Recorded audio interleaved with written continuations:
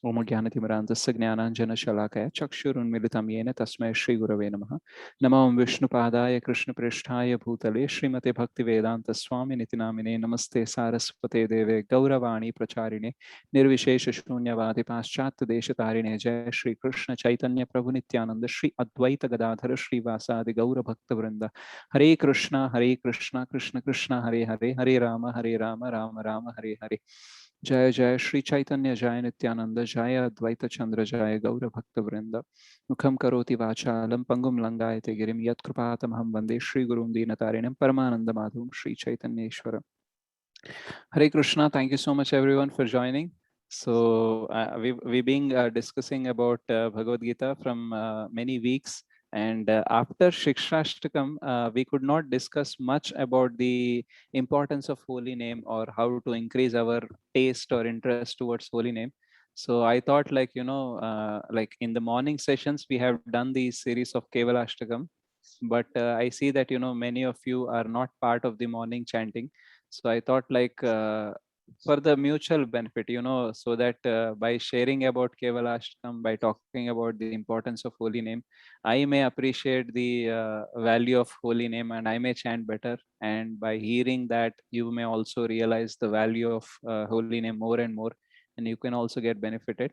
So that was the intention. So because of that only, I thought, like, however Bhagavad Gita you are learning gradually, so gradually we should also know the importance of the holy name, because the more we listen about it, the more we will appreciate its value, right? So with that intention, I thought, like, we will begin Kevalashtakam. So how many of you will be hearing Kevalashtakam for the first time? Maybe they can raise their hand. Prabhu, I'm reading for the first time only. Hearing for the first time. Hearing for the first time. All these days I was not well, Prabhuji. Yeah, Mataji, I think your son has messaged me. So yeah, how's your health, Mataji? It's okay now? Little better, Prabhuji. Okay, Haribol, very nice. So Satyaprasad Prabhu raised hand. You were there in the morning session, no, Prabhu? Okay, Seturam Prabhu, fine. So Sai Pranit Prabhu, maybe Govardhan Prabhu, you can also raise your hand. Okay, so yeah, so many of you actually could not hear about Kevalashtakam. So we will begin Kevalashtakam today. So as we know, Ashtakam means 8 verses, just like Shikshashtakam, we have Kevalashtakam. So this talks about how the holy name is everything. So the name for this seminar series will be The Holy Name is Everything. So what we will do is we will sing the Kevalashtakam first. Okay, so I'll sing that. Then we will go through verse by verse, okay, as much as possible. So every week, some portion of the class, we will talk about Kevalashtakam. So maybe in the next week, we will have it on Saturday. Like that, we will try to have it either on Sunday or Saturday, along with Bhagavad Gita shlokas. Okay. So is that okay with all? Or you think like, okay, it's not so important? It's okay with us, Prabhuji. It's okay. We are eager to hear your singing. Hari bol. Okay, so let's go to Kevalashtakam.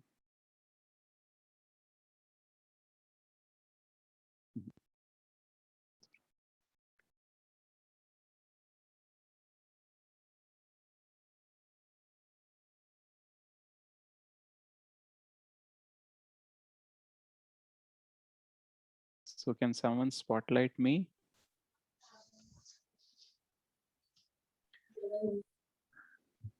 The co-host can spotlight me. So this is the song written by Neelakantha Goswami. Okay, so I heard from Govardhan Prabhu that actually Shikshashtakam was not Ashtakam, but it was actually Shatakam. So 100 shlokas were written on the holy name, but we could have only 8 shlokas. So we have Kevalashtakam only, which is written by Neelakantha Goswami in his book name Pancharatnam, and it's in Sanskrit. मधुरं मधुरेभ्योऽपि मङ्गलेभ्योऽपि मङ्गलम् पावनं पावनेभ्योऽपि हरे नामेव केवलम् हरेर्नामेव केवलम् आब्रह्मस्तम्भपर्यन्तम् सर्वं मायामयं जगत् सत्यं सत्यं पुनः सत्यम् हरेर्नामेव केवलम् हरेर्नामेव केवलम् स गुरो स पिता चापि समता बन्धवोऽपि सः शिक्षये चेत् सदा स्मर्तुम् हरेर्नामेव केवलम् हरेर्नामेव केवलम् निश्वासे नाहि विश्वासः कदा रुद्धो भविष्यति कीर्तनीयमतो बाल्यात् हरेर्नामेव केवलम् हरेर्नामेव केवलम् हरि सदा वसेत् तत्र यत्र भागवता जनाः गायन्ति भक्तिभावेन हरेर्नामेव केवलम् हरेर्नामेव केवलम् अहो दुःखं महादुःखम् दुःखतरं यतः काचार्थं विस्मृतं रत्न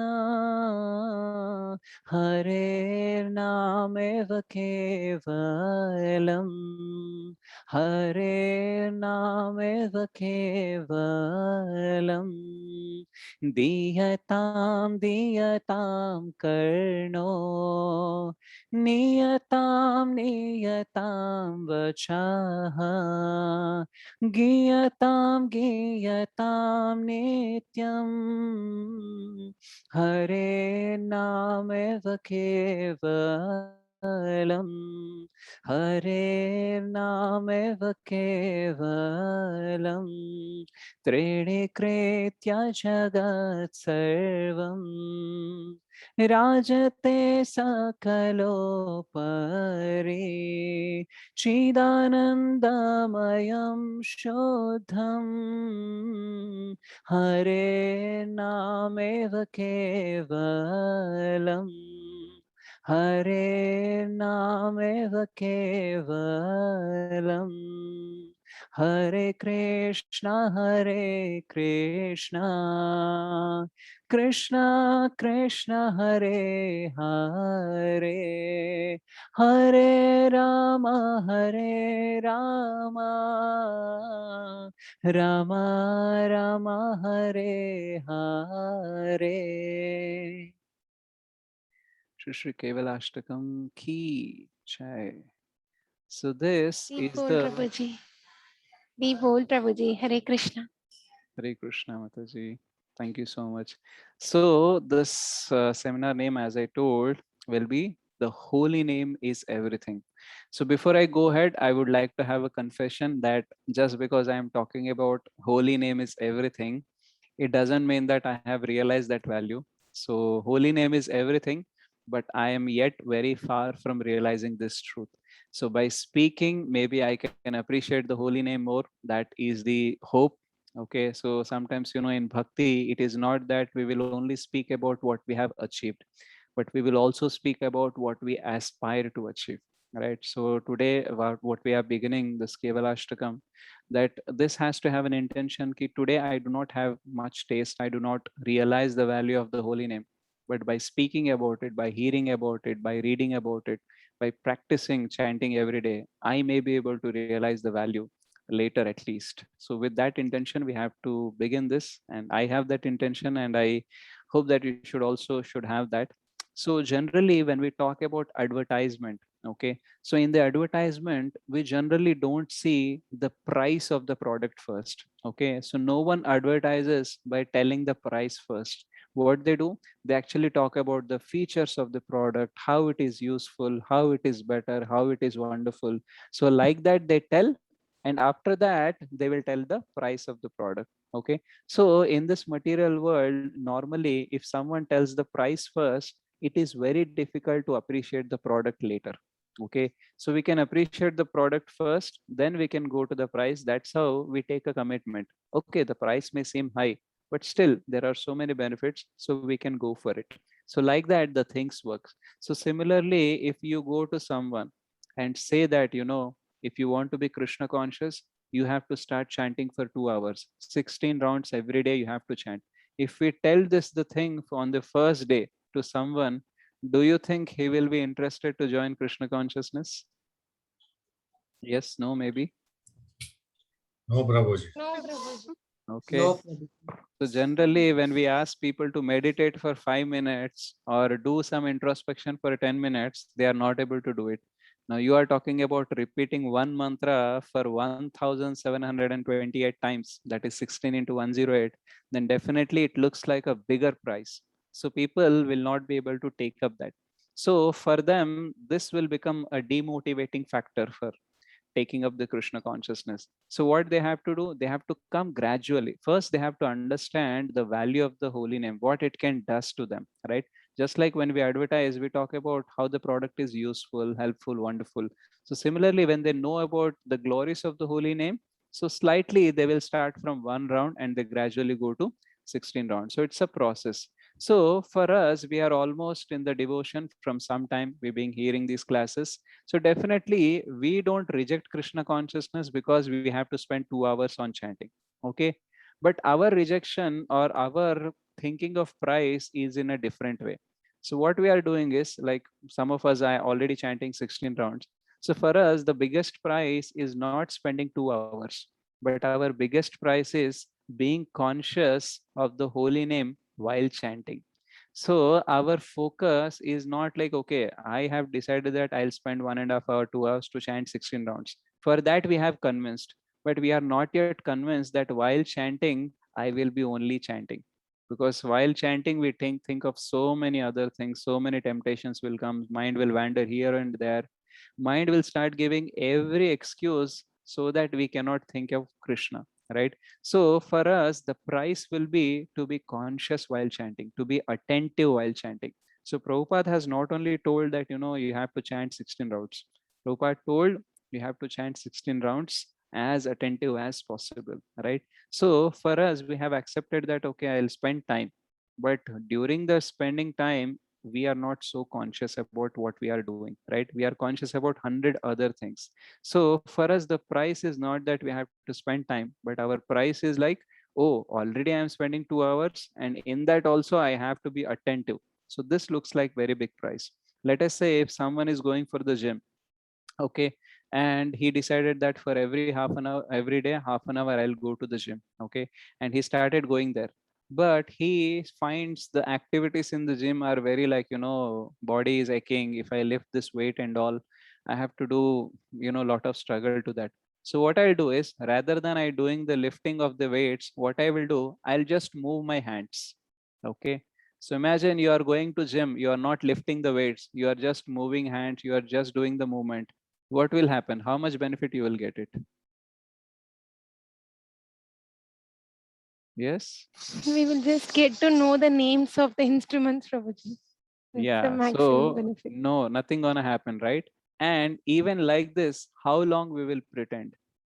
After some days, we will start feeling like, why I have to spend this half an hour when I'm not interested to pull the weights? Okay. So initially we may try to pretend, but later on we will give up the activity because no benefit is not happening and I'm getting burdened also. Why I have to do like this, isn't it? So similarly, when we are chanting, we have to lift the name, we have to lift the holy name.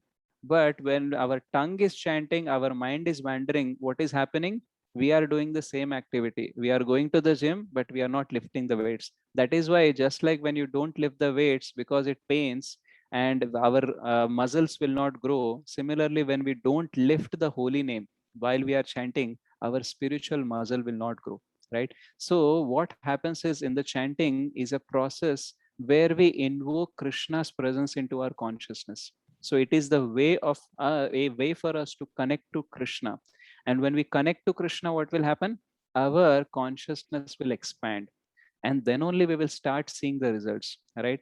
But if you are not attentively chanting, what will happen? We keep on chanting, some benefit will definitely happen because holy name has lot of potency, right? So because of that, some effect will be there, but the real effect which has to be there, okay, the real result which we have to achieve, that we will not achieve. So if we don't give attention, then we cannot invoke the presence of Krishna. And when we don't invoke Krishna's presence, then we cannot have the experience of spiritual fulfillment or spiritual enlightenment or enrichment, right? So the purpose of chanting is to invoke Krishna's presence. And why we want to invoke Krishna's presence? Because outside everywhere we might be doing so many things, but the fulfillment is not coming, right? So that spiritual fulfillment our heart longs for, that will come through Krishna's presence only. And for that only we want to invoke Krishna's presence. And for that, what we have to do, we have to chant. So when we are not chanting properly, we don't invoke the presence, so all these benefits actually don't come. That is why most of the times what happens is, we begin chanting not to relish but to finish. So when the rounds will complete, when I'll go to the next activity, so this kind of thinking will be going on. So we hear in the classes, we hear in the books, we hear from Srila Prabhupada, Vaishnavas and Acharyas how great is the holy name, right? So we know the price, okay, how great the holy name is, what it can give me. But while we are chanting, our focus is not on the price, but our focus is on the price. Oh, I have to sit for this many hours. Oh, I have to think of Krishna. Oh, I have to struggle. I have to avoid these thoughts. I have to avoid that thoughts. So much of price I am paying, right? So what happens? Our mind will only think about or bring us the things that will only remind us about the price that we are paying while chanting. It will not remind us about the price that we will get through chanting.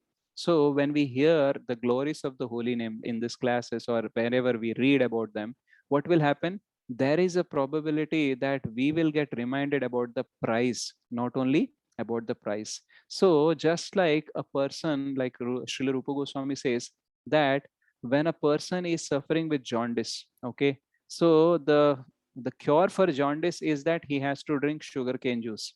But while he is drinking sugarcane juice, he actually doesn't taste it sweetly, okay? For him the taste will be bitter. So how many of you have experienced, how many of you got jaundice, or how many of you have seen people in your family or friends who got jaundice and they become very reluctant to drink a sugarcane juice? Anyone has any experience like that? Can raise their hand. No one has seen, at least heard about it.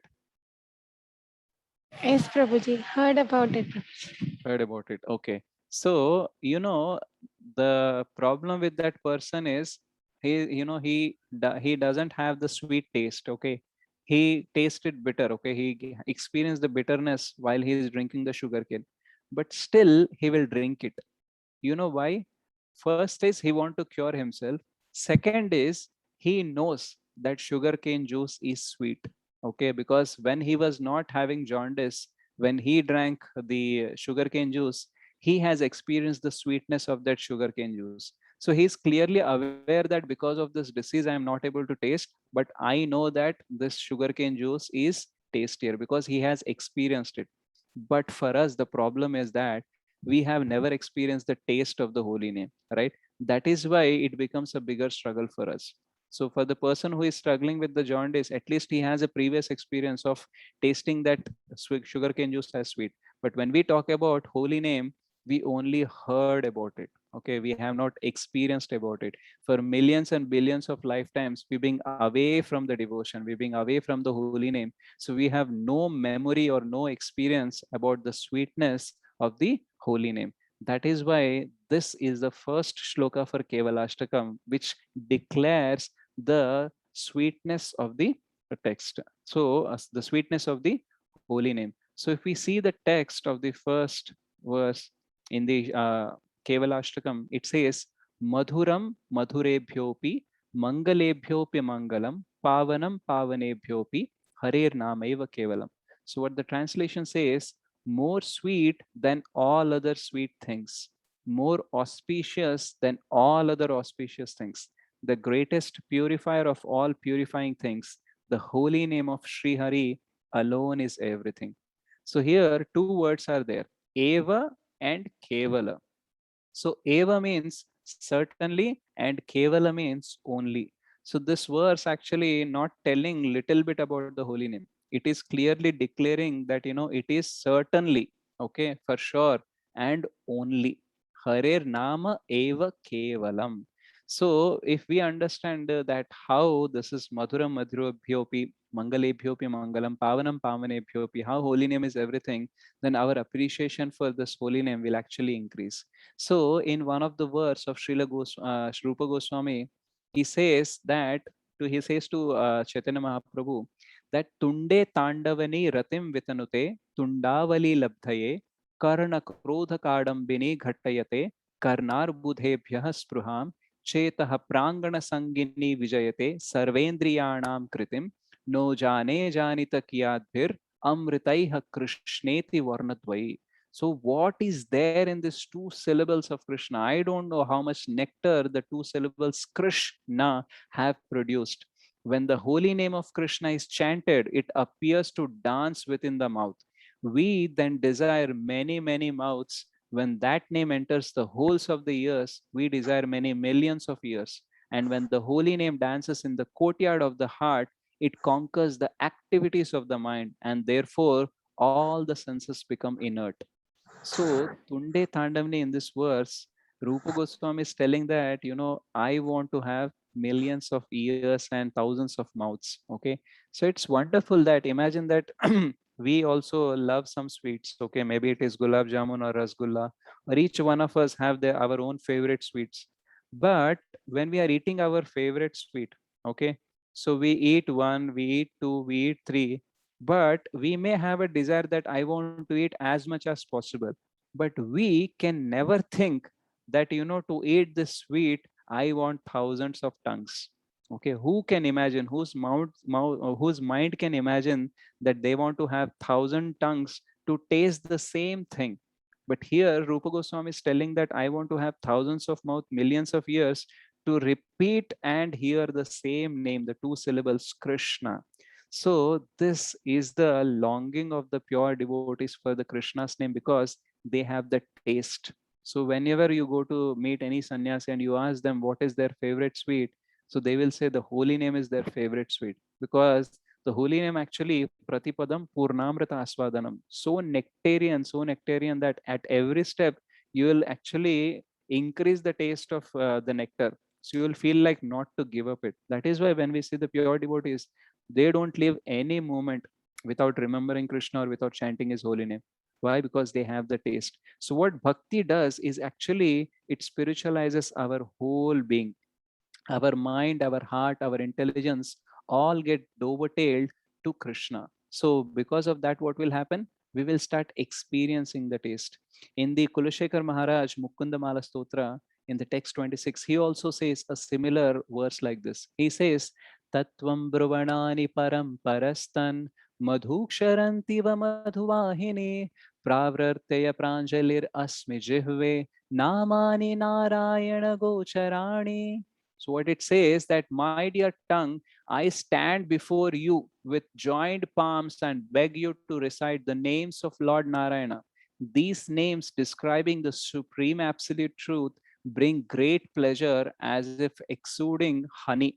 So imagine, when we go to Krishna, we pray that, my chanting should go well, my life should go well. We can pray to Krishna, that is understandable. But here Kulashekar Maharaj is imagining like he's standing in front of his tongue.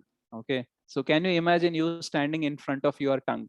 So it is not possible to imagine also, but the tongue is so reluctant to chant the holy name that Kulashekar Maharaj is telling that, I stand in front of you and I beg with the folded hands that please chant the holy name, right? This will give us the greatest pleasure. Nothing else can give.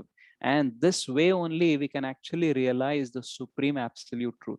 So Krishna is actually the not only the transcendental truth, he is actually transcendental to all transcendental things, right? Param Parastva. So if you say that transcendence is Brahman, then actually Krishna is above that Brahman, isn't it? So that actually connection, that experience, that realization, we can have it through the chanting of the holy name. So because of that, I am praying in front of the tongue that, oh tongue, please chant the names of Lord Hari, okay, Lord Narayana. So we may pray to Krishna, but here Kulashekar Maharaj is praying so much. So such fervent longing for chanting of holy name can give us an idea that how wonderful it will be. So we cannot have the experience right away, but at least we know that in future I can have it. Then what will happen? We will be more inspired to chant the holy name. So if we do not know what is the greatness or the sweetness of the holy name, it will be very difficult, right? So when the Kulashekar Maharaj or when the Rupa Goswami talks about the holy name, what they are telling is like they are tasting so much of nectar. So what we should think, we have two options. We can think as a give up mindset that, oh, they are pure devotees, they are great devotees, they can have taste, I'll never be able to have that taste. So mind will try to discourage us. But the other way is the something which we have to take the approach. We should know that all these pure devotees have followed the same process what we are following right now, right? They have also started and they have also reached to that stage by following the same bhakti process that we've been given to. They are also chanting the same mantra. Okay, it is not like they are chanting some other mantra, some esoteric mantras. Because of that, they are getting taste. And maybe the mantra which we are chanting cannot give the taste. Nothing. They are chanting the same mantra. But as we get purified, our appreciation for that mantra will actually increase. So this will tell you that Madhuram Madhurebhyopi. So there are many things which are sweet in this world, but the sweeter than anything is the holy name. Then the second line talks about Mangalebhyopi Mangalam. So in the material world, there is a cross-working purpose. What is good for the tongue may not be good for the stomach. What is good for the stomach may not be good for the tongue. That is why sometimes, healthy things actually doesn't taste. So we all want to be healthy, we want to have a healthy food, but why we don't take healthy food always? Because it doesn't have great taste. So only the spicy things, the tastier things we want to eat, and we already know, we have experienced that those are not good. So in this material world, the taste and auspiciousness are like cross working. If you want to have auspiciousness, then you cannot have taste. Just like if you want to have a healthy body, you have to give up the attraction for the tasty items or the spicy items or all that. But if you don't want health, then you can have all these tasty items. So these things are cross working. Okay, so it is very difficult to have something which we love and something which is beneficiary to us. So it is very difficult to find such things in the material world. But when we talk about the holy name, it is Mangalebhyopi Mangalam. Out of all auspicious things, this actually has more auspiciousness. Okay, so what is auspiciousness? So auspiciousness means that it gives us the liberation. So the sweetness, when we taste, the more and more as we grow in bhakti, we get liberation. So we get liberation from this material world. Not only that, we actually get liberation from all our temptations and desires. Today we want to love Krishna, but so many of things are coming in between. We not only love Krishna, like, the condition of a pure devotee is he knows nothing but Krishna, he loves no one but Krishna. Okay, because he loves Krishna, he may start loving others, but he never have a separated interest or separate love other than Krishna. But for us, what happens? We like Krishna, we may love Krishna also, but actually we love so many other things also. So whenever we want to focus in chanting, whenever we want to do a attentive chanting and all, so many things which we like and dislike, they come in between. So we want to love Krishna, we want to reciprocate with Krishna, but so many things are coming in between. But what happens when we chant constantly? Then what will happen? The auspiciousness will come. What will it will do? It will actually remove all this from our heart. So when nothing which is pulling down is there in our heart, we can easily focus on Krishna, right? So what auspiciousness we can get by chanting? We actually get liberated from our own thoughts which are dragging us down. So when we talk about freedom, there are two kinds of freedom. One freedom is to do what we want, and the another kind of freedom is freedom from doing what we don't want to do. You know, when we talk about addictions or when we talk about freedom, generally what comes into our mind? Oh, if I would have more money, more time, I would have done that, I would have done this and all. So we think if I have time and money, or if I have the freedom to do what I want to do whenever I want to do, then I will say like I am having freedom. But actually there is another kind of freedom which is says not freedom for, but freedom from. So many people who got addicted, okay, they like alcoholic people, okay, so they don't want to drink, they want to give up drinking, but they are not able to give up.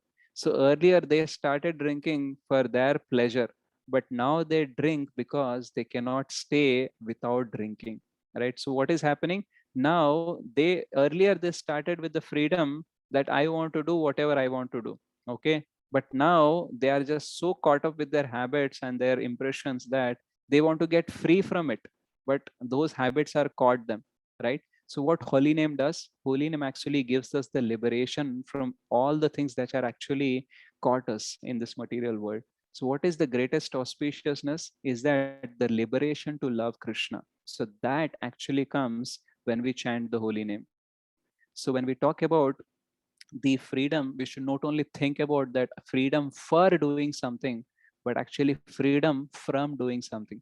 Many times we know what to do, what not to do, but still we do the mistakes. We still repeatedly do the wrong things. We know that we should not get angry. We should not say anything and everything to other people. We should not hurt people. We should not hurt ourselves. We should not eat this. We should not watch this. We should not go there and all. Everything, almost all the times we know it. But even after knowing it, we do it, and after doing it we only blame ourselves, why did I do that? So all these things are happening. All these things will actually get eradicated when we chant the holy name. So there is a great verse which is there in the scriptures which talks about the glories of the holy name. So what it says, what kind of auspiciousness it will bring. So there is a one beautiful verse which I will read out. So Sarva Roga Upashamanam, Sarvopadrava Nashanam, Shantidim Sarva Aritsanam, Hare Nama Anukirtanam.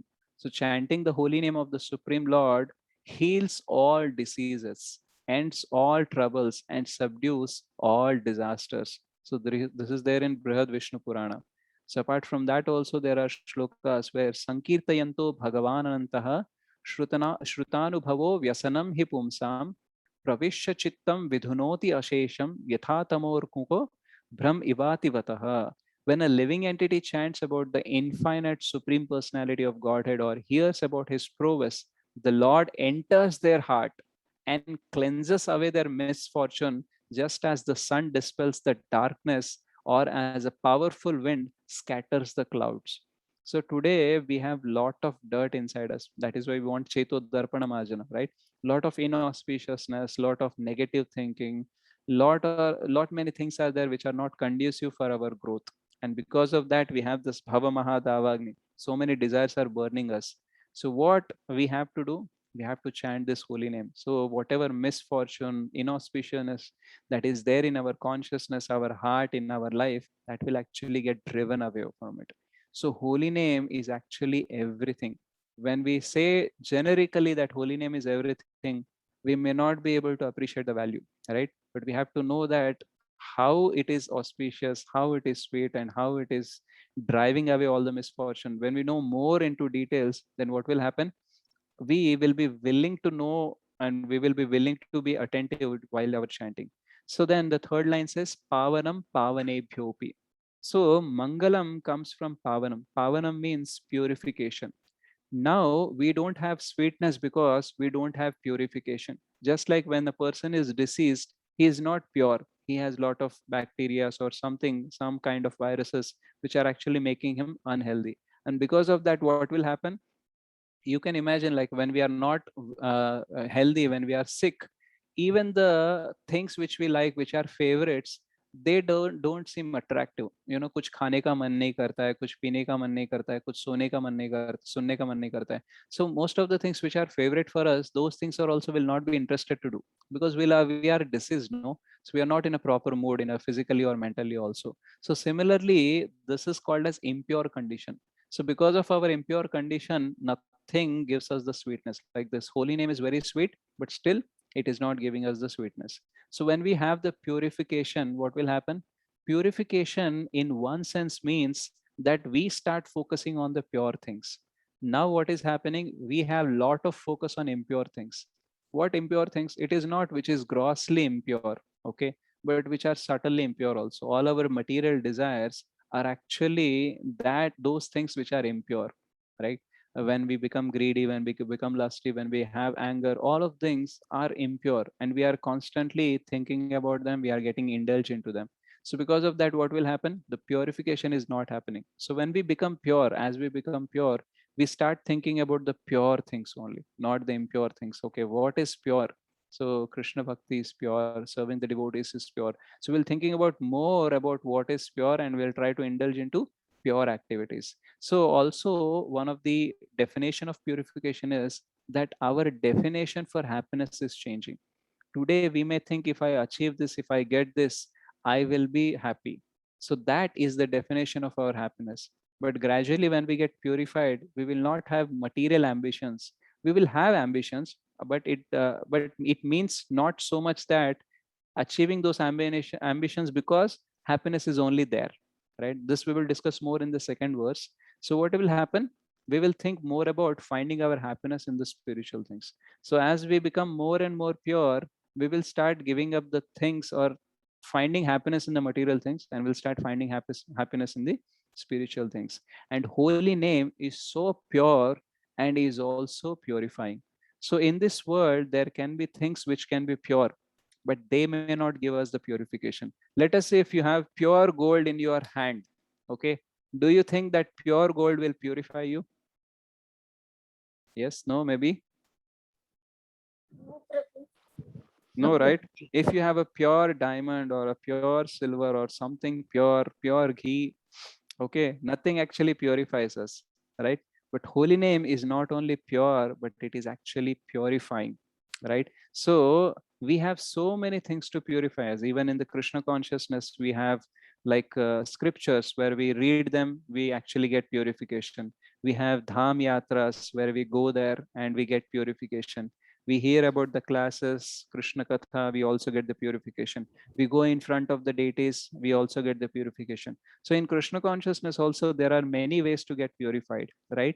But out of all these ways, the number one way or the best way is to chant the holy name. Because we may not have the mood or intelligence to understand the scriptures or to read the scriptures. We may have to travel some distance to go and have the darshan of the deities. Okay, we may have to travel very far to go to a dham. We may have to spend some Lakshmi over there, right? So all of these other activities involve some time and effort, where our mind may start relucting. But holy name, we can take it anywhere and everywhere. So holy name is the most portable thing that is given by Krishna. So he has presented himself into the holy name so that we can have him anywhere. So for this, we don't need Lakshmi, we don't need time, or we don't need extra effort to put. Wherever we are, we can actually chant, right? Even while working, we can chant. Even while doing other things, we can chant. Sometimes we can take out our busy schedule and still we can chant. So chanting is more purifying and is more portable to us. So pavanam pavanebhyopi. So why this chanting is so pure? So let us understand from Srimad Bhagavatam, where it is being said that, I'll read out the verse. Natah param karma nibandha krintanam mumokshataam tirthapadanu kirtanat nayat punah karmasu sajjate mano rajastamobhyam kalilam tatonyatha. So the translation says Therefore, one who desires freedom from material bondage should adopt the process of chanting and glorifying the name, fame, form, and pastimes of the Supreme Personality of Godhead, at whose feet all the holy places stand. One cannot derive the proper benefit from other methods, such as pious atonement, speculative knowledge, and meditation in mystic yoga, because even after following such methods, one takes to fruitive activities again, unable to control his mind, which is contaminated by the base qualities of nature, namely passion and ignorance. So there is no best process than chanting the holy names. So it cleanses our heart so much that in the same Srimad Bhagavatam, in the 12th canto, it is said, Sakirtayantamano Bhagavananantaha Shrutanubhavo Vyasanam hi pumsam Pravishya Chittam Vidhunoti Ashesham Yathatamorko Bharam Ivati Vataha. So similar verse we have seen in the previous thing also. When people properly glorify the Supreme Personality of Godhead or simply hear about His power, the Lord personally enters their heart and cleanses away every trace of misfortune, just as the sun removes the darkness or as a powerful wind drives away the clouds. So our impurities cannot be driven away by picking one thing. How our impurities will go away? When we flood our consciousness with Krishna consciousness. So when we flood our consciousness with holy names, then what will happen? The purification will happen. So in that way, the holy name actually does everything that we need. So sometimes we feel like, to purify, I have to be in a condition where I cannot enjoy anything, where I cannot relish anything. So the holy name proves that also wrong, because it begins with Madhuram Madhurebhyopi, right? And Mangalebhyopi Mangalam and Pavaram Pavanebhyopi. So it is sweet, it is auspicious, and it is purifying. So it is very difficult to find, get, one thing which can do all these three things. The things can be sweet, but they may not be auspicious. They may not give us purification. The things may be purifying us, but they may not give the sweetness. The things may be very auspicious, where we actually have to do, but they may have to go us through a lot of struggle. They may not give the sweetness, and they may also not get the purification also, because many things in this world are not having all these benefits, but only holy name has all these things together. So this many benefits are there. So when we hear about them, when we talk about these things has to get reminded while we are chanting. So next time when we are chanting and when you are not able to focus on Krishna's names, at least we can focus on what is the prize that we will get through chanting of this holy name. So I may not be able to taste this holy name right now, but I have learned from Rupa Goswami, I have heard from Kulashekar Maharaj that it is very nectarian, right? So today I may not be having it, but I will continue to do it, and one day I will have it. So by starting this chanting, by starting this Krishna consciousness, sometimes we believe, we see that, our problems also increased in our life. So we get a doubt, is it really bringing auspiciousness to me, right? Sometimes, when we chant, sometimes we just burst our anger, and people will start telling us like, you said you chant, you reduce your anger, but you are same like that only. So we might think like, is it purification happening or not? So many doubts will come, right? But we have to remember this verse, that sweetness will come over a period of time. The purification is already happening, and you will experience it, you will realize it over a period of time. And when we chant this holy name, so many things are actually getting driven away, right? So many troubles which were waiting for us at the corner, they are not coming into our life, because we are chanting the holy name. So we actually gauge our growth or gauge our benefits based on what we can see and what we can experience, okay? But one thing we forget, that we cannot see everything, we cannot experience everything. So many things are happening in our life in a very auspicious way, in a purifying way. Just because we cannot experience it, we should not think that it is not happening, because the holy name is actually claiming that, it is sweeter, it is auspicious, and it is purifying. So when the Krishna himself is telling through his devotees that the power of the holy name, when Krishna himself tells in the form of the scriptures, then we should not doubt about it. So why we discuss so many things? So that when next time when we are chanting, when we are not able to be attentive, we can remember all these things, we can meditate on this, and like that we can create more hope, more inspiration to continue our journey, right? So I'll just recite this verse again, and you can meditate on what all I have discussed while I am reciting this verse. And then we will take questions if anything.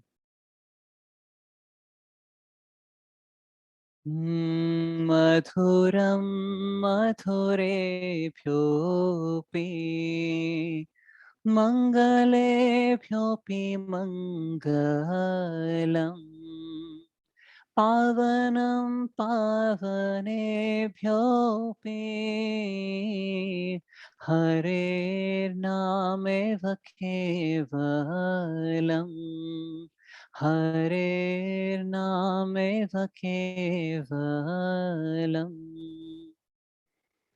More sweet than all other sweet things, more auspicious than all other auspicious things, the greatest purifier of all purifying things, the holy name of Sri Hari alone is everything.